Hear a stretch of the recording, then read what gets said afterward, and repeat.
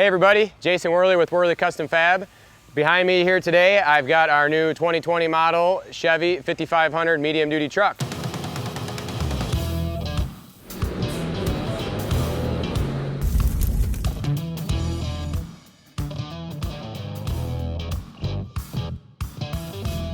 This was something that we actually purchased about 8 months ago. Chevy's been pretty behind in getting these out the door due to COVID, and just I think there's a pretty high demand for them lately.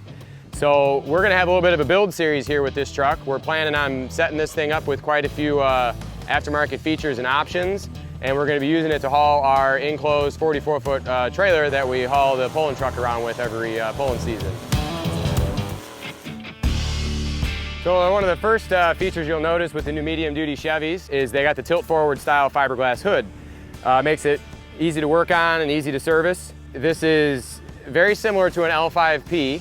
It is a little bit different RPO code. It's called the L5D. All around, it's mostly the same as the L5P engine. Standard 2500, 3500 comes from the factory with 445 horsepower, and these are right around about 350. They have a little bit smaller turbocharger and a slightly smaller injector due to being detuned. They detune these engines because they're meant to be a workhorse and be worked a lot harder, and they don't want to see failures or overheating issues. We have a whole lot of room underneath here between the cowl and to the hood for extra accessories. We have some stuff in mind there, as you can imagine. Here at WCFab, we love our turbo upgrades, so in a future episode, you'll see what we plan on doing under the hood here. On our truck, we did option for the factory-mounted air compressor and factory-mounted air dryer. You can only imagine what we're gonna need that for. We'll talk about that in a future episode as well.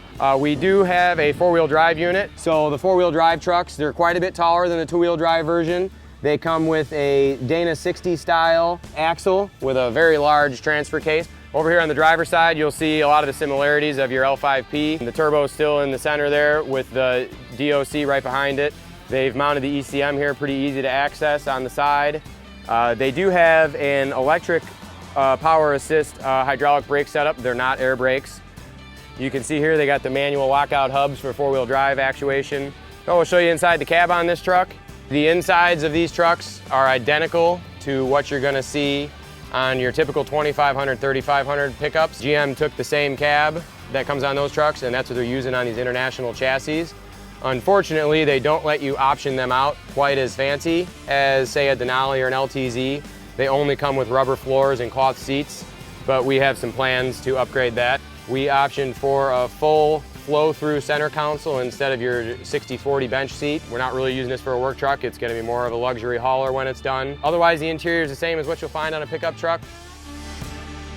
So rolling from the cab back to the back end of the truck here, you'll see it's just a straight chassis.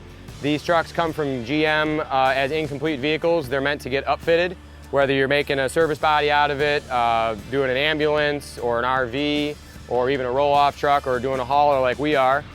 They come in a lot of different wheelbase options. We optioned for the 175-inch wheelbase, which is very similar, close to a crew cab long bed pickup truck. So we're gonna end up with about an 8.5 to 9 foot roughly length. One of the nice features on these trucks is they are a full straight frame chassis, so they're really easy to do upfits on.